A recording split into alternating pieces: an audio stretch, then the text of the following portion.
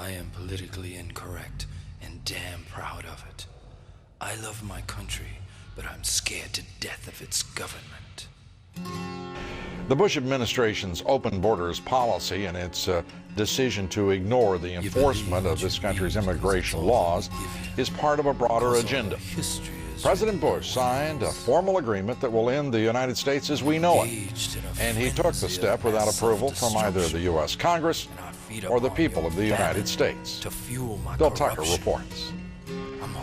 The Security and Prosperity Partnership of North America sounds benign, hardly like a policy that critics call NAFTA on steroids. It's a deal that few have even heard of. It's being done again by very few people at the very top on behalf of the investment class, but the working class of people.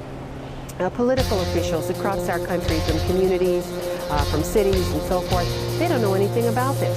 Yet it was agreed to by Mexico's President Fox, Canada's Prime Minister Martin, and President Bush in 2005.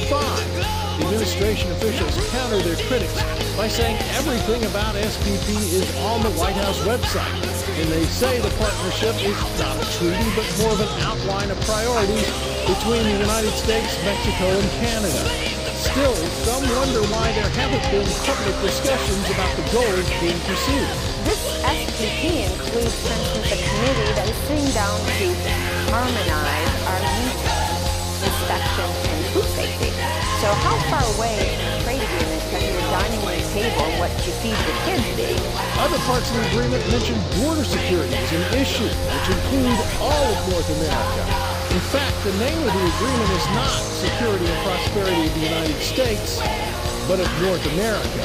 When we are elected officials, we expect them to act on our behalf. When we get involved with cooperative frameworks with other countries for joint regulation of fisheries or rail transportation or the skies, we're basically sharing our sovereignty with that government and outsourcing some of what we give our elected officials.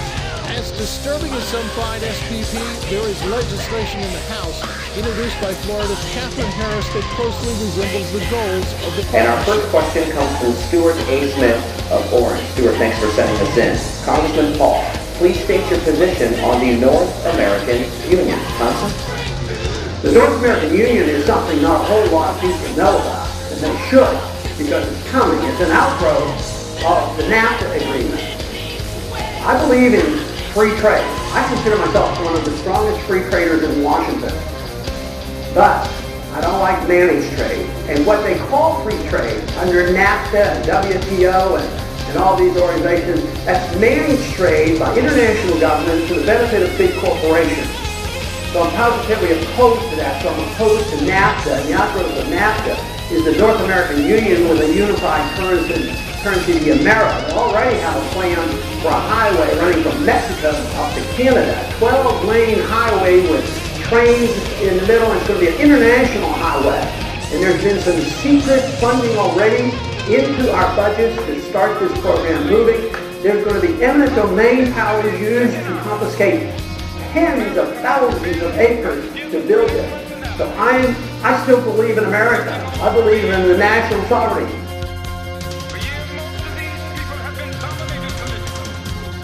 And so this campaign then has to be about what do we do to make sure that the people of this state and the people of this country have job security.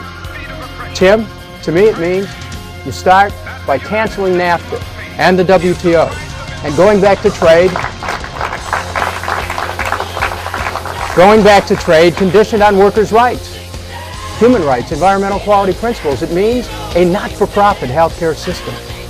Right now, insurance companies are making money not providing health care.